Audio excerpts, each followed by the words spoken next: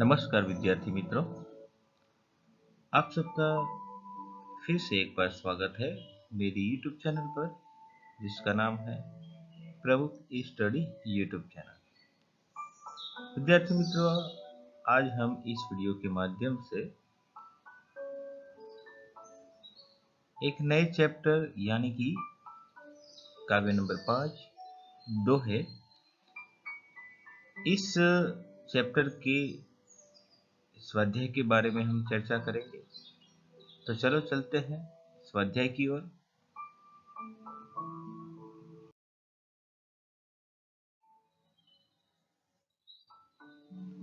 काव्य नंबर 5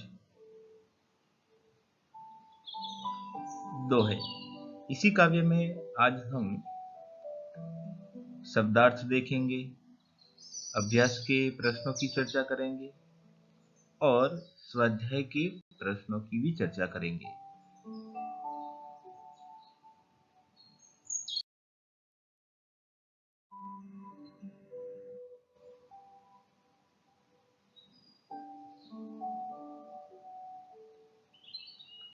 शब्दार्थ, अभ्यास और स्वाध्याय।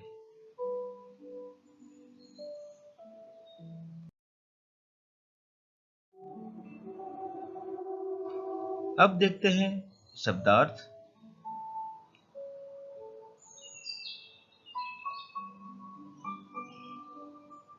साईं मतलब ईश्वर, जामे यानी कि जिसमें, कुटुंब यानी कि परिवार, समाय यानी कि पालन पोषण हो सके, पाछे यानी कि बाद में, हंसा यानी कि हंसी मजाक।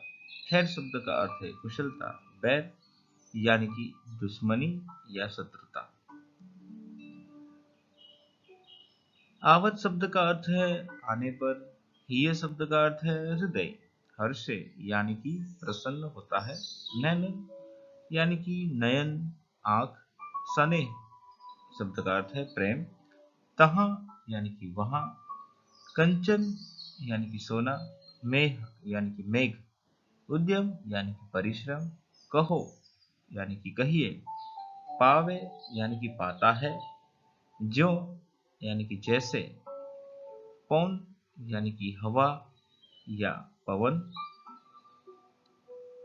नर शब्द का अर्थ है मनुष्य, जे यानी कि जो, कहूं यानी कि कहीं, जाही शब्द का अर्थ है जाते हैं, उनते यानी कि उनसे, मुए यानी मर गए, जिन शब्द का अर्थ है जिनके, निकषत शब्द का अर्थ है निकलता है, नाही शब्द का अर्थ है नहीं, उत्तम यानी कि श्रेष्ठ अच्छा, प्रकृति स्वभाव, का यानी कि क्या, कुशंग यानी कि बुरी संगत। विष शब्द का अर्थ है जहर, व्याप्त शब्द का अर्थ है फैलता है, भुजंग यानी कि शाप, बड़ाई यानी कि प्रशंसा तारीफ, टका यानी कि रुपया, मोल शब्द का अर्थ है कीमत या मूल्य।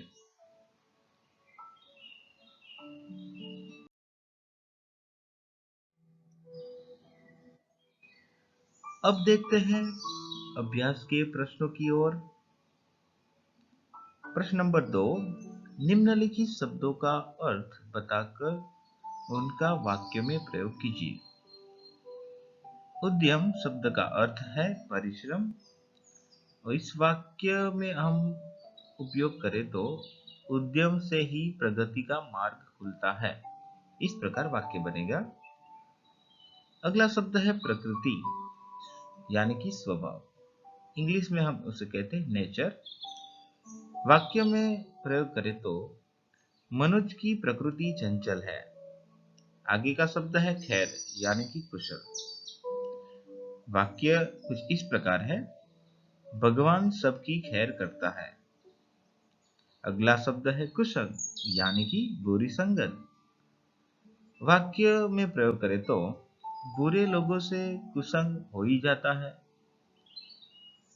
कंचन, कंचन शब्द का अर्थ है सोना। वाक्य देखें तो राजा महाराजाओं के पास कंचन का भंडार होता था। जपमाला यानी कि जप करने की माला। वाक्य कुछ इस प्रकार है। भगवान का नाम स्मरण करने के लिए जपमाला का उपयोग होता है। दुख यानी कि गम या खेद। वाक्य कुछ इस प्रकार है। जीवन का एक भाग दुख भी है। भुजंग यानी कि सांप। वाक्य का प्रयोग करें तो सांप को देखकर डर लगता है। हर्ष यानी कि खुशी। वाक्य कुछ इस प्रकार है। जिसका घर हर्ष से भरा न हो तो उसके घर कोई नहीं जाता। इस प्रकार शब्दों के अर्थ बताकर वाक्य में प्रयोग किया गया है।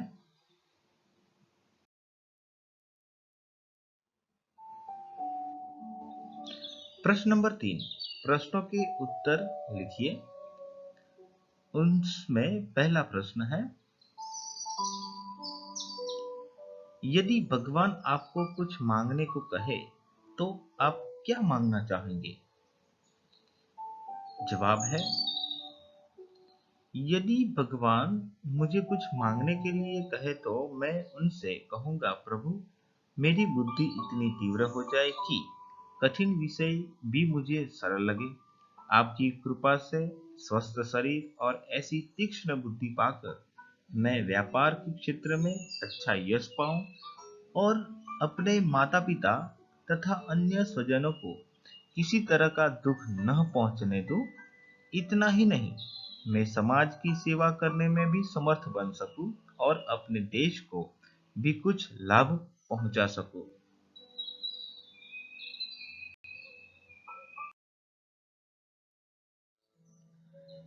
प्रश्न नंबर 2। अच्छे व्यक्ति की संगति से आपको क्या लाभ हो सकते हैं? इस प्रश्न का जवाब है, अच्छे व्यक्ति की संगति से मैं अपनी बुरी आदतें छोड़ सकूंगा। मेरा चरित्र अच्छा बनेगा। मेरे विचार अच्छे बनेंगे। मेरी बुद्धि अच्छी बनेगी। मैं समय का सदुपयोग करूंगा। जो व्यसनों में धन और शरीर की बर्बादी होती है, अच्छे व्यक्ति की संगति मुझे इस पर बर्बादी से बचाए कि उसने मुझे अपने निर्धारित लक्ष्य की ओर बढ़ने की प्रेरणा मिलेगी। सभी बाधाओं को दूर करने का उपाय मिलेंगे। जीवन में सुख शांति से रहने का तरीका मिलेगा। इस प्रकार अच्छे व्यक्ति की संगति हर तरह से मेरे लिए वरदान सिद्ध होगी।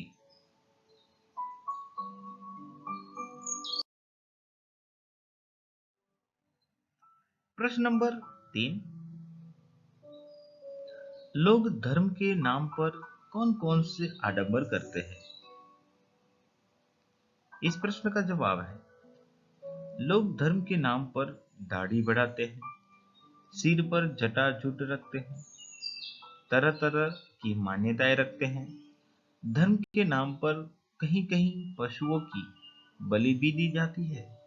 धर्म के नाम पर दारू की व्यवस्था भी होती है। इस प्रकार धर्म के नाम पर मनुष्य आडंबर करते रहते हैं।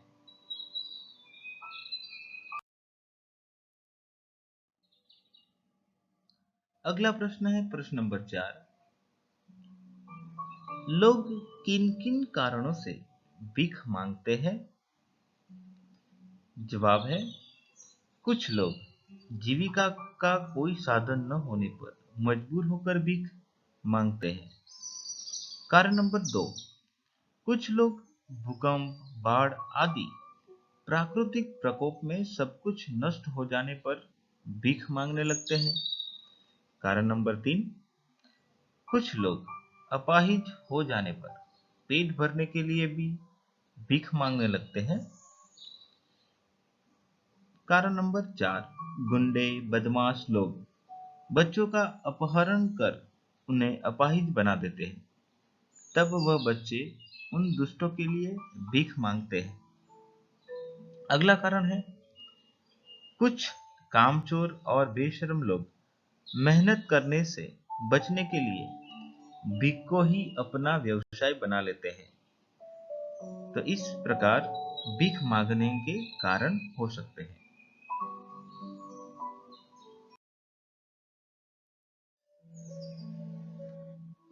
अब हम स्वाध्याय के प्रश्नों की चर्चा करेंगे।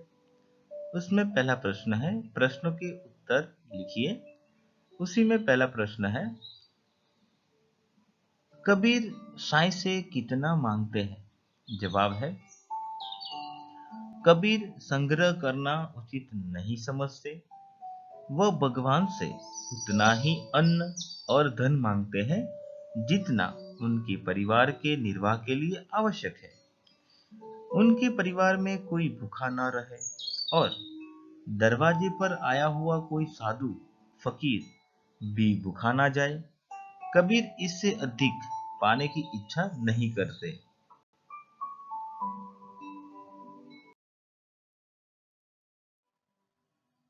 प्रश्न नंबर 2, बिना सोचे कार्य करने से क्या होता है? जवाब है, सोच समझकर कार्य करना ही बुद्धिमानी है। बिना सोचे समझे कार्य करने से कार्य बिगड़ जाता है। कार्य बिगड़ने से पछतावा होता है। इतना ही नहीं, दुनिया में हंसी होती है। लोग तरह तरह के ताने मारकर मजाक उड़ाते हैं। इस तरह बिना सोचे समझे कार्य करने वाले को उसका बुरा परिणाम भोगना पड़ता है।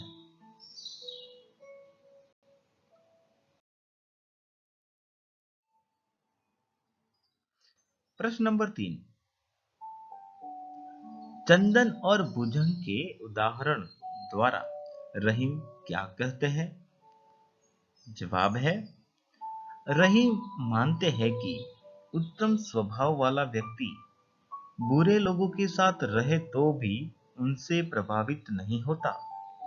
चंदन के पेड़ पर सांप लिपटे रहते हैं, परंतु चंदन में उन सांपों का विष व्याप्त नहीं होता। सांपों के साथ रहकर भी चंदन उनके विष से अछूता ही रहता है।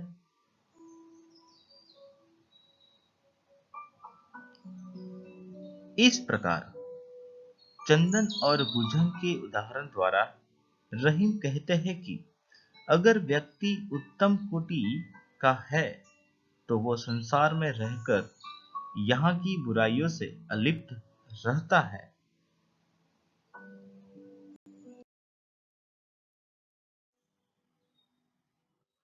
प्रश्न नंबर 4, रहीम बड़े लोगों की क्या विशेषता बताते हैं? तो देखते हैं। जवाब है, रहीम कहते हैं कि बड़े लोग कभी अपने मुख से अपनी बड़ाई नहीं करते। वह कभी बड़े बोल नहीं बोलते। बड़ी बड़ी बातें कर अपना बड़प्पन दिखाना उनके स्वभाव में नहीं होता। जैसे हीरा कीमती रत्न होता है, वह स्वयं अपनी कीमत नहीं बताता। उसी तरह बड़े लोग खुद कभी अपनी प्रशंसा नहीं करते। इस तरह रहीम बड़े लोगों की विशेषता बताते हैं।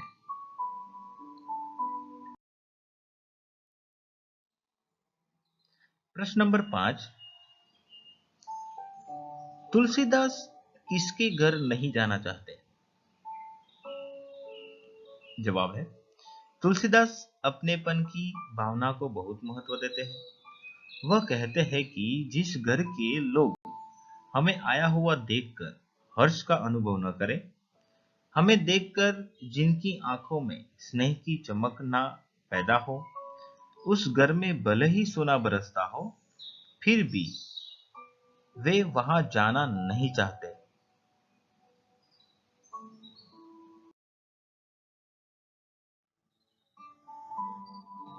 स्वाध्याय स्वाध्याय का अगला प्रश्न है, प्रश्न नंबर 2, इस इकाई के दोहों में से आप कौन से सद्गुण ग्रहण करेंगे?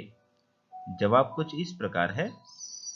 इस इकाई में से संत कबीर, कवि रहीम और संत तुलसीदास के दोहे दिए गए हैं। कबीर की सीख है कि हम आवश्यकता से अधिक पाने की इच्छा न रखें। जो भी काम करें सोच समझ कर करें। अपने मुख से अपनी प्रशंसा करने से बचे। बिना स्वार्थ के सबका भला चाहे। तो रहीम जी सीख देते हैं कि हम दूसरों से कुछ भी न मांगे, अपने स्वभाव को हमेशा उत्तम बनाएं। तो तुलसीदास कहते हैं, प्रेम को अधिक महत्व तुलसीदास देते हैं। वे विद्या पाने के लिए परिश्रम करना जरूरी समझते हैं। तो विद्यार्थी मित्रों, इस प्रकार हमें इस दोहे से सद्गुण ग्रहण कर सकते हैं।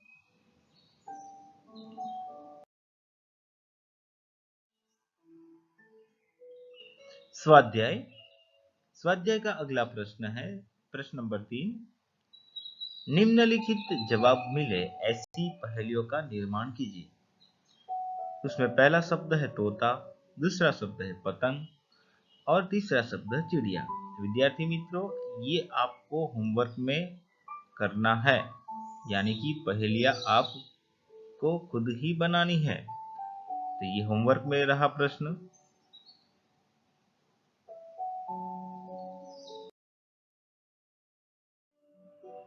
विद्यार्थी मित्रों, मैं आप सबका धन्यवाद करता हूं, क्योंकि आपने इस वीडियो को अंत तक देखा। जो आपको ये वीडियो अच्छा लगा है, तो आप इस वीडियो को लाइक जरूर करना और अपने दोस्तों के साथ शेयर भी करना। और कुछ सुधारने के लिए आपको ज़रूरत है या कुछ अलग कुछ देखना चाहते हैं, तो कमेंट बॉक्स में जाकर आप कमेंट भी कर सकते हैं। और मेरे चैनल को आपने अभी तक सब्सक्राइब नहीं किया है, तो इस चैनल को सब्सक्राइब भी जरूर कर देना, ताकि आने वाले नए वीडियो की आपको नोटिफिकेशन मिलती रहे। अब हम मिलते हैं अगले वीडियो तक। तब तक के लिए बाय बाय।